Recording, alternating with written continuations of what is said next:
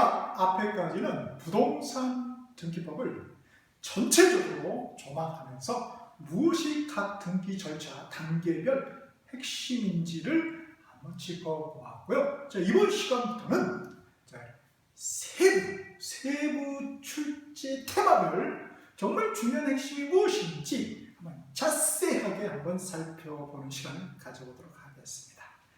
자, 다시 한번 말씀드리지만 2017년도 이걸 다시 찍어서 올려드릴 것은 부동산 등기법이 정말 중요해서 그런 측면보다는 한국어로 따져 2차 이 교재가 전반적으로 교체되다 보니까 다시 찍어 올려드리는 것이라는 걸 좀 주의해 주셨으면 좋겠습니다. 그래서 2차 전략 과목은 이 등기법이 아니라 바로 앞에 공간법, 더 앞에 공인중개사법이라는 것, 그렇죠?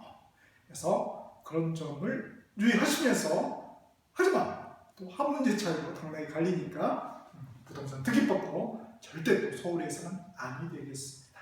그래서 이 등기법은 한 권으로 따져 있는 내용하고 플러스 제가 이제 기출문제 특강의 기출문제 부동산 등기법에서 올려드릴 거예요. 그 내용 외에는 하지 않는다. 버린다 이거. 오케이? 자, 그 전략으로 부동산 등기법을 접근해 보도록 하겠습니다. 자, 그럼 우리 첫 번째 테마가 등기가 어떻게 시작되는가, 장사가 개시되는가. 그래서 등기 개시였죠. 그렇죠? 그래서 한글 따져 2차 380페이지부터 시작을 하도록 하겠습니다. 자, 개시에서 우리 핵심 박스가 나와 있고 바로 밑에 우리 첫 번째 테마가 부동산 등기죠. 등기 개시의 방법 이렇게 되어 있죠. 등기 개시 방법. 그래서 우리 첫 번째 테마는 등기를 어떻게 개시하는가, 개시 방법이 되겠습니다. 가장 첫 단계가 개시죠. 자, 그러면 이 개시를 어떻게 하냐 이거죠. 우리 그 중에서 제일 중요한 게 신청. 하고 싶은 놈이 신청에 의해서 하는 방법이 있다. 그렇죠? 특히 이제 관공서가 하면 이 신청을 촉탁이라는 용어로 바꿔준 것 뿐이죠. 그래서 신청이 있다. 다음에 등기관에 직권에 의해서 하는 예외적인 그런 방법도 있다. 또 법원의 명령 이런 방법이 있는데 항상 우리 시험은 뭐예요? 원칙보다는 뭐예요? 당연하죠. 예외.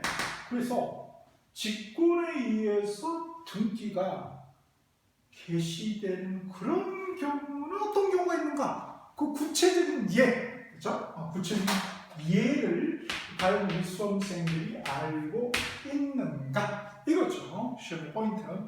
자, 그래서 그 출제자도 380페이지 왼쪽 날개 박스로 보면은 두 번째 점에 직권 등기, 특히 직권 말소 등기의 구체적인 예를 알고 있는가?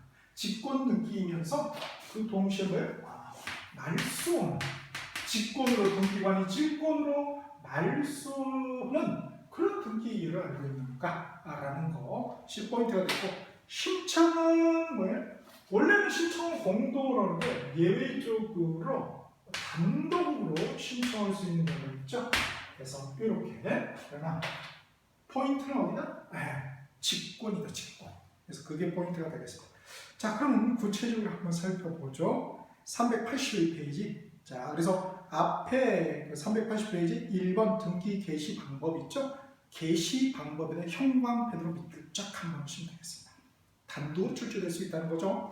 자, 그래서 크게 한번 볼게요. 381페이지 신청에다가 빨간 펜 밑줄 하시고요. 다음에 386페이지에 직권 되어 있죠? 별이 무려 3개. 오늘 형광펜으로 밑줄 하겠습니다. 자, 앞으로 가셨어요. 자, 신청에서도 나올 수가 있는데 뭐가 나오느냐? 첫 번째가 보니까 당사자가 신청을 할 거예요. 그렇죠? 그래서 당사자에다 파란펜 밑줄 하시고, 당사자가 있으면 안 당사자가 있겠죠. 당사자가 아닌 놈 누가 있느냐? 보니까 크게 볼게요. 384페이지에 대리인이 있더라. 그래서 대리인 파란펜 밑줄 하시고, 그 다음에 맨 밑에 384페이지 맨 밑에 제3자. 당사자도 아니고 대리인도 엉뚱한, 그죠? 제3자가 신청하는 경우도 있더라. 그래서 제3자에다가 파란펜으로 밑줄하고 있습니다. 그러면 여러분 생각에 어떤 게 중요해서 신청해서는 당연히 그렇죠? 당연히 신청을 하는데 당사자가 아니라 말이죠. 비당사자인 대리인이라든지 아니면 뭐 그렇죠. 제3자. 제3자에 등기 신청이 개시되는 경우를 과연 우리 수험생들이 알고 있는가? 그게 포인트가 될 수밖에 없겠네요. 오케이. 자, 그러면 이제 당사자 신청 한번 볼까요? 당사자가 대체 누구냐고요? 그 당사자를 뭐라고 그런다? 등기 권리자, 등기 의무자 이런 표현을 쓴다는 거예요. 오케이? 네, 등기 권리자, 등기 의무자. 우리 민법에서는 뭐예요? 갑을 이렇게 나오죠? 그래서 표의자, 상대방, 그렇죠? 매도인, 매수인 이런 개념으로 나오잖아요. 근데 이제 부동산 등기법상 용어는 뭐예요? 등기 권리자, 등기 의무자 이렇게 된다 이거예요. 자, 그래서 밑에 표로 딱 깔끔하게 정되어 있죠? 등기 권리자 대 등기 의무자 비교한 거 거기에 파란 펜으로 밑줄 쫙 하겠습니다. 요게 이제 가끔 나오죠. 가끔. 개념만 알고 계시면 돼요. 등기 권리자 보니까 개념이 뭐라고 있어요? 등기하면 이익을 얻는 자를 말한다. 이익에다가 좋은 점. 등기하면 나도 유리한 거야. 그건 뭐예요? 등기 권리자가 되는 거죠. 그 다음에 등기 의무자는 불리한 거죠. 불이익을 받는 자니까 불이익에다가 검정펜을 밑줄 쫙 하면 되겠습니다. 오케이? 자, 그럼 매매로 의한 소유권 이전 등기하면은 등기부에 이름이 올라가는 자, 누가 올라가는 겁니까? 그렇죠. 사는 사람 이름으로 새롭게 올라가는 거잖아요. 그러니까 당연히 매수인이 등기 권리자가 되는 거죠. 그에 반해서 등기 의무자는 매도인이 되겠죠. 반대니까. 그 다음에 쭉쭉쭉 밑으로 보시면은 지상권 설정 등기라는 게 있죠. 그렇죠? 지상권 설정 등기. 자, 지상권 등기는 당연히 등기 권리자는 지상권자가 되겠죠. 지상권적으로 유리했죠. 그러나 그 토지 소유자, 그러니까 지상권 설정자라는 거죠. 이 사람이 이제 등기 의무자가 됩니다. 그다음에 이제 그 지역권 등기가 좀 어려울 수가 있는데 지역권 설정 등기는 지역권자 이런 표현도 나오지만 뭐예요? 바로 지역권자가 누군가 요역지 소유자 등이 될 수 있죠, 그렇죠? 그다음에 지역권 설정자, 즉 승역지 소유자가 등기 의무자다 이거예요. 근데 이제 승역지 소유자가 꼭 반드시 등기 의무자냐? 그게 아니라 뭐예요? 그 승역지의 소유자뿐만 아니라 다른 사람도 얼마든지 뭐예요? 근데 그 승역지의 지상권자나 전세권자 이런 양반들도 뭐예요? 등기 의무자가 될 수가 있다라는 것입니다. 그래서 될 수 있다. 근데 승역지 소유자만 될 수 있다. 그럼 또 틀리겠죠. 그거는 우리가 486페이지로 한번 넘어가 보실까요? 486페이지 쭉쭉쭉. 쌤, 저기 지금 게시 단계에 게시방 보고 있잖아요. 486페이지면 한참 뒤에 이제 뭐예요? 각종 이제 권리의 등기 절차를 한단 말이에요. 그래서 제가 첫 시간에 말씀드렸을 거예요. 등기법이 딱 한 테마, 그거 한정된 게 아니라면 모든 테마들하고 전체적으로 연계되고 보기도 그렇게 나온다는 거예요. 그래서 등기법이 어려운 거죠. 오케이? 자, 그러면 486페이지로 슉 날아가 보실까요? 먼저 485페이지 보면은 맨 밑에 6번째 지역권 등기 나와 있죠. 다음 페이지 넘어가 보시면은 등기액의 2번째 승역지의 소유자뿐만 아니라 그 승역지에 지상권자, 전세권자도 있을 수 있겠죠. 요 양반들도 그죠? 자기가 가진 권리의 범위 내에서 그러니까 전부를 대상으로 한다. 그럼 전부 이렇게 해줄 수가 있죠. 지역권은. 근데 일부를 그죠? 용익 물권 일부에 대해서 되잖아요. 전부뿐만 아니라 그러니까 일부에 대해 설정돼 있으면 뭐 일부만 할 수 있겠죠. 그 범위 내에서 지역권을 설정할 수 있다 없다 있다. 그러니까 승역지의 소유자만이 지역권 그죠? 설정자다. 그래서 등기 의무자는 지역권 설정자, 승역지 소유자만이다. 그럼 틀린 보기가 되는 것이에요. 오케이? 자, 벌써 처음부터 끝까지 한번 연결이 되죠? 오케이. 그 다음에 맨 마지막 한번 보실까요? 다시 381페이지로 오시고 맨 마지막 줄에 그 표에서 소유권 이전 가등기에 기한 목록이 가등기에 기한 기초한 본능기. 그래서 기한이 좀 옛날 표현이라고 그래서 지금 가등기에 의한 이런 표현도 죠. 그래서 가등기에 기한 본능기나 가등기에 의한 본능기나 다 같은 말이에요. 자, 그런 경우는 당연히 그렇죠. 등기 권리자가 뭐예요? 가등기 권리자가 되겠죠. 그렇죠? 등기 의무자는 가등기 의무자. 그런데 바로 이 말이 중요하죠. 가등기할 당시의 의무자라는 거예요. 그렇죠? 가등기할 당시. 본등기할 당시가 아니라 뭐예요? 가등기할 당시. 이게 막 계속 넘어갈 수 있잖아요. 그죠? 채무자가 아니라 그 자기 가등기할 때. 그죠? 고자가 당연히 등기 의무자가 된다는 것입니다. 오케이? 그래서 이 신청에서는 제3자가 중요한데 이제 당사자도 이렇게 나올 수 있다라는 거예요. 하나 더 주의하실 거는 말이죠. 종중명의 그렇죠? 우리 신청에서 당사자가 할 수 있는데, 자, 그래서 우리 등기 권리자 근데 종중 보통 우리 법인아닌 사람 그러죠? 종중 법인아닌 사람. 자, 이런 경우에 요 양반이 등기 권리자가 될 수 있냐 이거. 등기 권리자 될 수 있다. 등기 우리 이름 올라갈 수 있잖아요. 그래서 종중이 등기 권리자가 되는 것이죠. 그러니까 정중에 가면은 이 대표들이 제 대표가 자, 이 대표는 등기 권리자가 아니고 대신 가서 신청해주는 자에 불과해요. 따라서 얘는 당연히 등기 신청자에 불과하다. 등기 신청자에 불과하다는 거. 그래서 또는 등기 신청자, 신청인에 불과하다라는 거. 누가요? 대표가요. 대표는 따라서 등기 권리자가 아니다. 누가 등기 권리자다? 종중이 등기 권리자라는 것입니다. 주의해야 돼요. 거기다가 표 밑에다 하나 딱 적으면 좋겠네요. 종중은 등기 권리자가 누구다? 종중이다. 그죠? 법인은 사람. 그죠? 종중이다. 라는 거. 절대 대표자가 아니다. 다음에 381페이지 읽고 밑에 이해관계인이라는 게 있어요.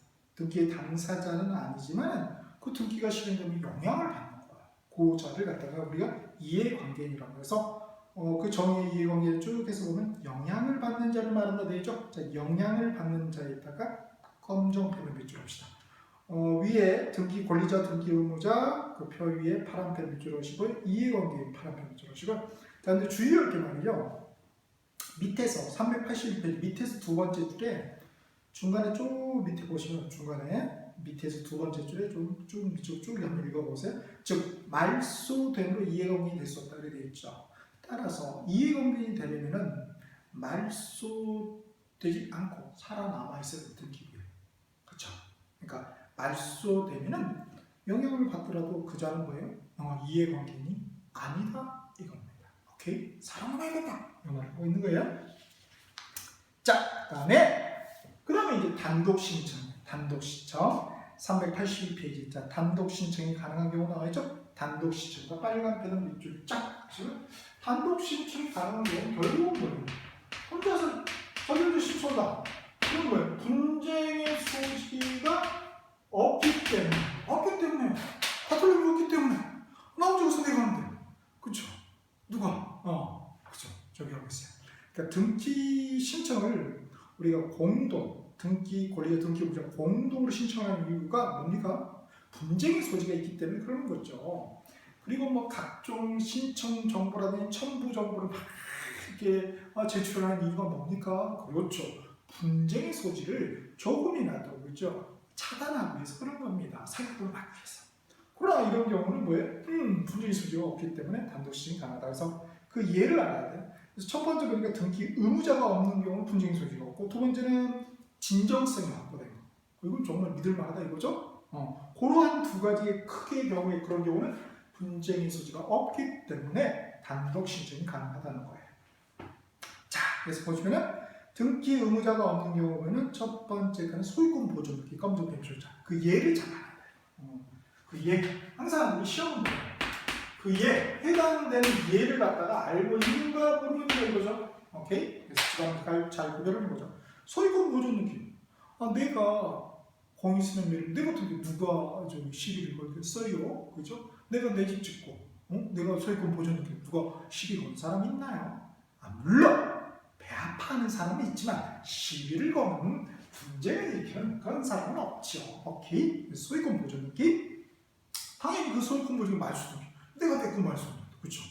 그 다음에 포괄승계에 의한 이전등기 있죠. 그래서 상속, 합병, 상속에 의한 이전등기, 소유권 이전등기라든지 합병에 의한 소유권 이전등기, 각종 이전등기들이 있죠. 그래서 상속하고 합병과 검정편집적으로 상속 돌아가셨어요. 그죠? 피상속이 망자가 넌 둘이 자식아 여기 뭐 이의를 제기합니까? 저 그냥 조용하시잖아요. 그래서 상속, 합병도 마찬가지죠. 합병도 회사가 전에 죽은 회사 그건 뭐 말이 있습니까? 그냥 그죠? 오케이. 자, 그래서 이렇게 분쟁의 소지가 없는, 등기 의무자가 없는 경우는 분쟁의 소지가 없기 때문에 단독 신청할 수 있다. 그 다음에 나머지들 쭉 보시고, 등기 신청이 진정성 확보된 경우는 뭐냐? 판결, 그죠? 판결. 판사님이 그러죠. 판사님 나오니까 누구 믿겠어요? 오케이? 그래서 판결이다, 검정펜. 그래서 나머지 청구들 보시고, 다음 383페이지에 단독 신청으로 착각하기 쉬운 공동신청 있죠? 거기 뭐 그렇게 중요하진 않지만 1번은 말소회복 등기, 다음에 멸시회복 등기 단독 신청이 가야 되겠는데 멸시회복 등기 단독 신청 지워가 있어요. 죄송한데 이미 이제 그런 등기는 없어졌기 때문에 멸시회복 등기가 지금 종이식이 아니고 지금 전산식이잖아요. 그쵸? 이게 없어질 위험한 거예요. 종이는 뭐 없어질 수도 있겠지만 그래서 멸시회복 등기는 없다. 그래서 그 제거를 좀 해주시길 부탁드리겠습니다. 자, 다음에 384페이지 이제 당사자 말고 대리인이 나오네. 그죠? 대리인에서 중요한 표현들인 말이에요. 대리인의 파란펜 밑줄하시고 그 쭉 보시면 동그라미 4번을 보시면은 4번의 두 번째 줄에 화살표 있죠. 변호사나 법무사 이 양반들을 갖다가 우리가 보통 자격자 대리인이라고 해요. 뭐라고요? 자격자 대리인. 일반 대리인이 아니라 자격증 있는 자격자 대리인이라고 합니다. 자, 이런 자격자 대리인, 이 대리인인 경우에는 그자가 꼭 가야 되나? 변호사, 법무사 꼭 등기소에 가야 되나? 그렇지 않고 말이죠. 지방법원하고 사무원이 갈 수가 있다는 거죠. 자, 그래서 변호사, 법무사, 검정펜 밑줄을 보시고 그 대리인 앞에다 자격자 하나 넣어줍시다. 자격자. 자, 이런 경우는 사무원이 가도 된다는 거예요. 그렇죠? 오케이. 이게 법인이면 어떻게 돼요? 법인 뭐 이렇게 로펌 같은 경우는 그 허가한 또 사무원이 여러 명 있을 수 있잖아요. 변호사 여러 명이니까 또 그런 경우도 또 한 명 이상이 될 수가 있겠죠. 두 명 이상이 될 수가 있겠죠. 다음에 384페이지 이제 제3자의 신청. 요게 시험에서 신청에서는 요게 좀 제3자의 신청. 자, 그래서 제3자에 대한 신청 보니까 상속인 포괄승계인인데 말이죠. 그 상속인이 당사자가 아니에요. 즉 무슨 얘기냐면 가방이라고 갑의 토지에 대해서 매매 계약을 체결하고 이제 소유권 이전 기준으로 해줘야 되잖아요. 그러면은 이게 등기 의무자, 등기 권리자가 되는 것인데 계약만 해놓고 말이죠, 그렇죠? 잘못하다 치우셨어. 그런데 하필이면 뭐 이제 등기소를 갖다 주잖아요. 돌아가시고 갑자기, 그렇죠?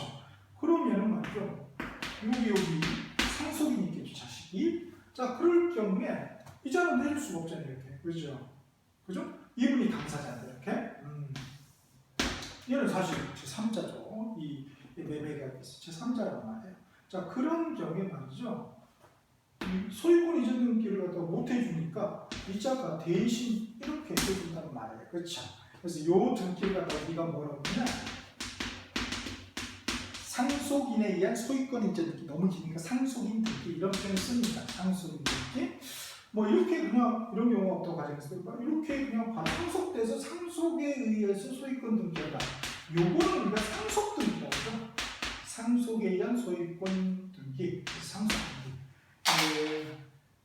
인자가 들어갔냐? 들어가지 아니어서 천양지차죠. 자, 그래서 밑에 그렇죠. 이렇게 그래서 이런 경우는 제3자 여기가 된다 이거죠. 그 다음에 그 표로 이제 딱 정리했죠. 상속 등기, 상속인 등기에 갖추고. 그 다음에 대의자, 여기 상당히 중요해요. 대의자. 채권자를 대의해서 채권자 자신을 등기 신청할 수 있다는 거. 채권자가, 채무자가 아니라면 채권자가. 항상 대립되는, 반대되는 용어를 바꿔서 틀린 도구라는 거 중요하죠. 다음에 대위 입장에서 이제 니은번에 구분 건물 소유자. 구분 건물, 아파트가 완공이 됐는데 말이죠. 이게 휴가를 많이 갔어. 미크으로 말이죠. 그러면 이게 소유권 보존 등기를 해야 되는데 내가 이게 다른 사람이 없잖아요. 없으면 이거 어떻게 하냐 이거 확인해야 되는데 그걸 해주게 한단 말이에요. 그래서 뭐란다? 이거 표제부죠, 표제부. 이 표시에 관한 얘기죠. 그거를 갖다가 휴가가 있는 사람 대신해서 나머지 있는 사람 그런 소유자가 할 수 있다는 거예요. 그래서 뭐를 표시에 관한 얘기를 그래야지만이 요 휴가 안 간 사람 요분이 소유권 보존 등기를 할 수 있잖아요. 그죠? 자, 주의하실 것은 표시에 관한 등기, 겉등기를 할 수 있는 것이 속등기인 소유권 보존. 떠나간 사람의 그죠? 휴가 간 사람이 소유권 보존 등기 하는 것은 아니라는 거. 그건 주의하셔야 돼요. 그 다음에 대지 소유자. 건물이 딱 토지를 빌려줬는데 그죠? 갑의 토지에 우리 딱 건물을 세웠어요. 근데 이게 어떻게 되니까 멸실돼서 그죠? 홍수하면서 이게 다 그죠? 굿바이 했단 말이야. 응? 떠밀려갔다. 가면 얼마나 슬프겠어. 본인도 뭐 건물 떠나갔으면 호련히 아무 말도 없이 떠나갔다. 그러면 이게 건물 등기는 남아있잖아요. 그 건물 등기 누가 한다? 이 대지의 소유자를 대신해 갑은 전혀 제3자죠. 사실은 제2제3자인 각 대지 소유자가 대신해서 이 건물의 멸실 등기 신청한다. 그래서 대지 소유자 건물의 미주자 건물 멸실 등기에 대한 밑줄 봅시다. 그 다음에 위탁자나 수익자, 우리 이제 신탁 등기의 경우에 원래는 뭐예요? 그쵸? 수탁자가 해야 되겠죠? 근데 아니에요. 그럼 뭐예요? 위탁자나 수익자가 대의해서 등기를 할 수 있다. 그래서 이 신탁 등기는 저기 뒤에 권리 등기 나오거든요. 네. 지금 여기서 벌써 튀어나오고 있잖아요. 한번 보죠. 485페이지 한번 날라가 보실까요? 485페이지. 자, 가봅시다. 485페이지 신탁 등기. 484페이지 맨 밑에 신탁 등기가 있죠. 그렇죠? 그렇죠? 자, 그 얘기를 하는 거예요.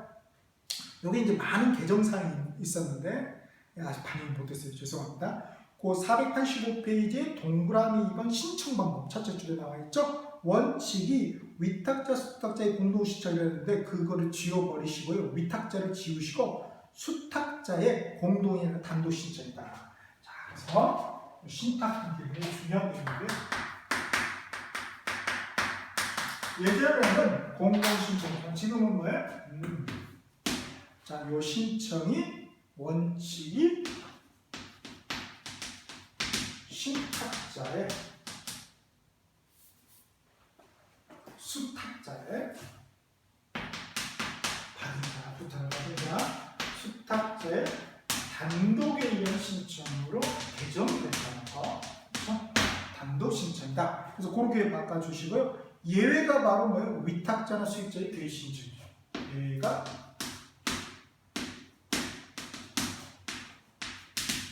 위탁자나 수익자의 대의 신청. 그렇죠? 이렇게. 그래서 우리 지금 신청에서 제3자의 신청에서 대의 신청 구분하고 있는 거죠. 그렇죠? 그래서 대의 신청을 꼭 기억을 해 두셔야 되겠습니다. 그죠? 예외적으로. 그래서 이제 신탁 등기하고도 또 연계가 된다는 것이에요. 오케이. 자, 이렇게 해서 이제 385페이지가 됐고요. 잠깐 시원한 메이크업 한잔 드시고 이거 정말 중요한 385페이지 짚고 또 이어서 나가보도록 하시겠습니다.